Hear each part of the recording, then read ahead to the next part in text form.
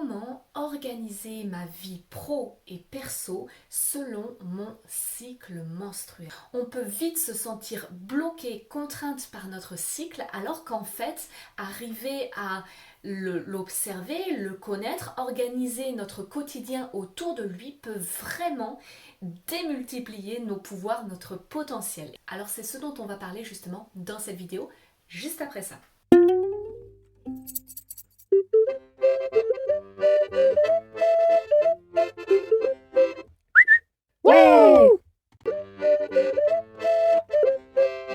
Bonjour, moi c'est Maëlle du blog Devenir Intuitive. Alors déjà, si vous êtes nouvelle sur cette chaîne, pensez à vous abonner.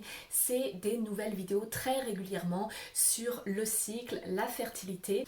Et si vous êtes déjà venu et que mon contenu vous plaît, pensez aussi à télécharger mon livre offert, les 5 clés du cycle féminin qui, là en lien avec cette vidéo, vont vraiment vous aider parce que je détaille dans ce livret toutes les phases du cycle justement et je vous donne un certain nombre de conseils pour aider à mieux les vivre au quotidien et à les utiliser dans toute leur puissance, j'ai envie de dire. Alors justement, c'est ce dont on va parler aujourd'hui, comment organiser notre vie professionnelle, notre vie perso autour de notre cycle menstruel. Comment faire de notre cycle finalement une force plutôt qu'une faiblesse. Donc globalement, les 4 phases du cycle qu'on peut identifier, c'est tout d'abord donc la première phase qui est la plus simple finalement à identifier, eh bien c'est les règles. Et au niveau biologique, les règles constituent le début de notre cycle menstruel. Donc ce temps de règles va durer, ça dépend des femmes. Déjà, les saignements vont durer de 3 à 7 jours globalement, parfois un peu plus, parfois même moins. Mais il y a les saignements et puis il y a l'énergie qui va avec. Et c'est ça qu'il va falloir, c'est avec ça qu'il faut arriver à jongler quand on parle des énergies du cycle menstruel, c'est que peut-être que vos saignements par exemple vont durer 5 jours, mais qu'en fait vous allez être dans cette énergie-là du cycle menstruel qui est vraiment une énergie basse, une énergie de repos. Peut-être que pour vous ça va durer seulement 3 jours. Donc il faut déjà avoir cette conscience que il n'y a pas forcément toujours de relation exacte en tout cas entre les symptômes au niveau physique et vos énergies à l'intérieur. Donc ça c'est une bonne chose à avoir en tête. Ensuite, après ces règles, vous allez passer dans l'étape folliculaire, c'est-à-dire votre corps se prépare à l'ovulation. Parfois on appelle ça la phase du printemps intérieur, ou alors on peut aussi parler de la phase de la jeune fille. C'est une énergie où on est très proactif, justement tourné vers l'extérieur, mais dans l'idée d'accomplir des choses. Donc on est vraiment dans l'action. Au niveau mental, on a une capacité mentale très forte, enfin disons que c'est clair dans notre tête la manière dont on doit organiser les choses. On est très forte par exemple pour faire des listes à ce moment-là, et même au niveau physique on se sent en forme.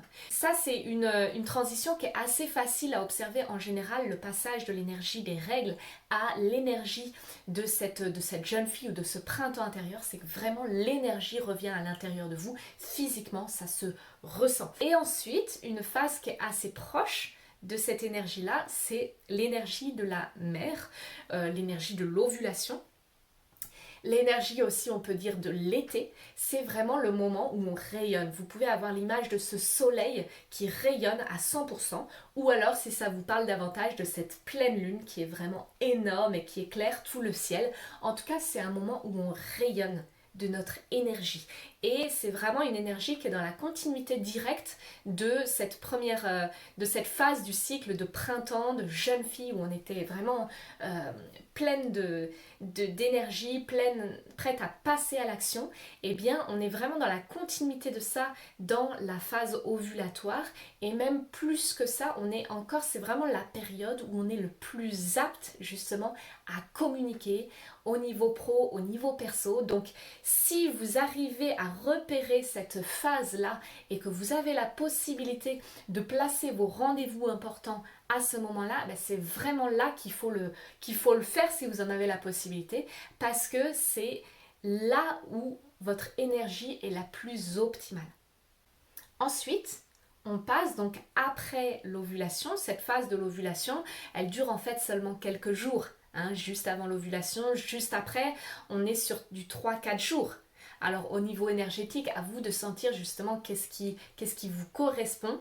À partir de quand est-ce que vous entrez dans une autre énergie qui va être l'énergie de la phase lutéale, donc la phase qui finalement va préparer votre corps à recevoir un embryon si jamais il y a eu fécondation.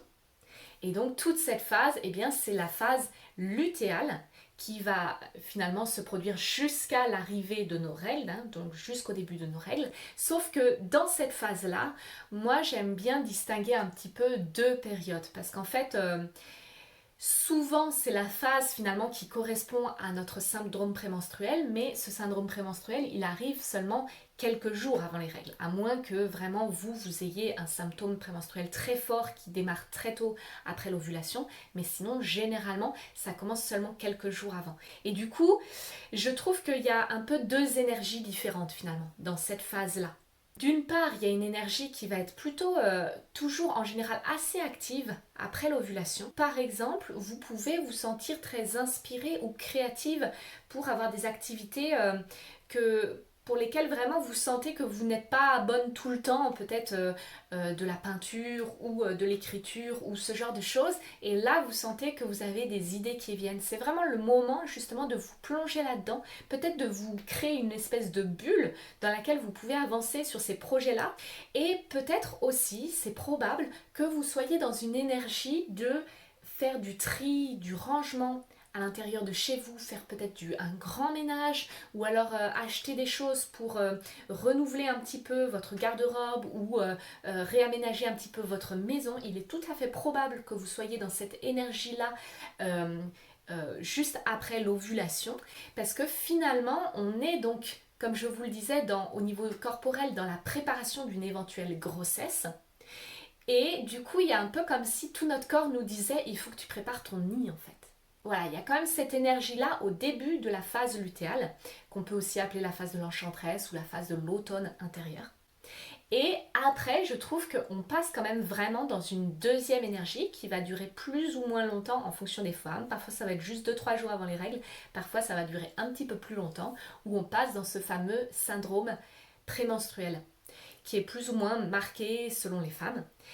Et ce syndrome prémenstruel, eh bien, c'est là justement qu'on va généralement observer l'irritabilité, les sautes d'humeur, les moments un petit peu difficiles, même au niveau physique, avec peut-être des migraines, des ballonnements, les seins tendus, la rétention d'eau, enfin tout ce genre de symptômes que vous observez peut-être avant l'arrivée de vos règles.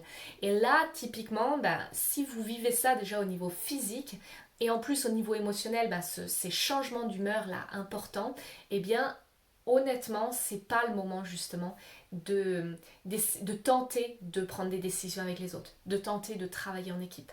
C'est pas le moment, vous allez le sentir, vos relations dans ces moments-là, dans cette période-là, souvent sont plus conflictuelles, que ce soit au niveau pro ou perso. Donc vraiment, préservez-vous. Peut-être dites-le à votre entourage, enfin peut-être pas au niveau professionnel, tout dépend de votre activité, mais en tout cas à vos proches, à votre compagnon, à vos enfants si vous en ressentez le besoin, que vos règles arrivent bientôt et que là vous êtes dans une période pas forcément facile à gérer, donc c'est pas le moment de vous emmerder. Voilà, non mais autant être clair quand même, autant l'exprimer. Moi personnellement, à partir du moment où j'ai pu exprimer ça, ça a vraiment changé beaucoup de choses dans ma relation, dans ma manière justement d'organiser mon temps et ma relation avec mon compagnon. Je me souviens qu'il y avait des grosses prises de tête durant cette période-là et que ça a vraiment clarifié les choses, le fait que je puisse mettre des mots dessus et les lui dire.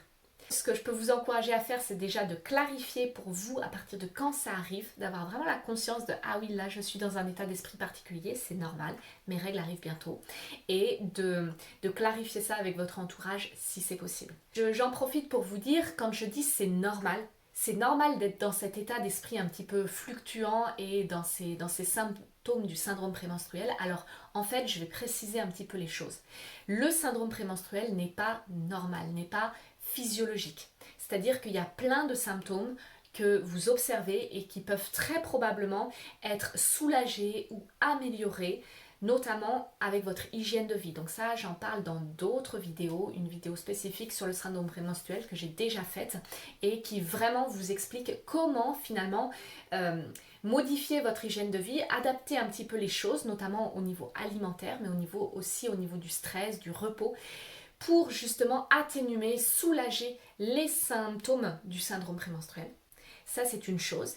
Et en même temps, physiologiquement, il y a quelque chose de tout à fait normal qui se passe, c'est la chute hormonale qui arrive quand le corps se rend compte en fait que nous n'avons pas, il n'y a pas eu fécondation, nous ne préparons pas une grossesse. Et quand le corps se rend compte de ça, et bien finalement les hormones chutent. Et cette chute d'hormones, notre corps n'apprécie pas trop, ce qui fait en effet que nous pouvons être au niveau... vraiment être déstabilisé au niveau émotionnel. Ça, c'est tout à fait normal. Je dirais, si les symptômes sont forts, vous pouvez vous dire qu'il y a probablement des choses à soulager, mais en même temps, il y a aussi un état un petit peu inhérent à cette chute hormonale qui fait que de toute façon, c'est une période un petit peu délicate à gérer et que donc c'est clairement pas le moment de prendre des grosses décisions et de faire vraiment des choses, de faire des choix qui peuvent avoir des conséquences importantes sur votre vie, sur votre activité. C'est pas le moment de les faire. Mieux vaut vraiment garder ça pour le cycle suivant. Et on termine donc avec la phase menstruelle, la phase des règles, donc cette énergie vraiment plus basse qui va vous demander, vous allez le sentir, qui va vous demander du repos. Octroyez-vous cela. Ça ne veut pas dire ne pas bosser pendant 3 jours, mais peut-être simplement vous autoriser une petite sieste en début d'après-midi par exemple. Ou alors des pauses un petit peu plus fréquentes dans votre activité professionnelle pour vraiment vous autoriser à vivre cet état un petit peu contemplatif, cet état un petit peu de détente, de lâcher prise que nous permet vraiment les menstruations. Et si vous arrivez à vous octroyer ce repos, il y a vraiment des chances que le cycle suivant soit très très puissant en énergie. Et c'est ça qui va vous permettre d'apprécier la puissance du cycle menstruel, de vraiment voir tout le potentiel qu'il y a là-dedans. C'est justement si vous vous autorisez à prendre du repos au moment où votre corps vous le demande, parce que vous allez voir qu'il vous le rendra bien en quantité d'énergie ensuite. J'espère que cette vidéo vous a été utile et à très vite.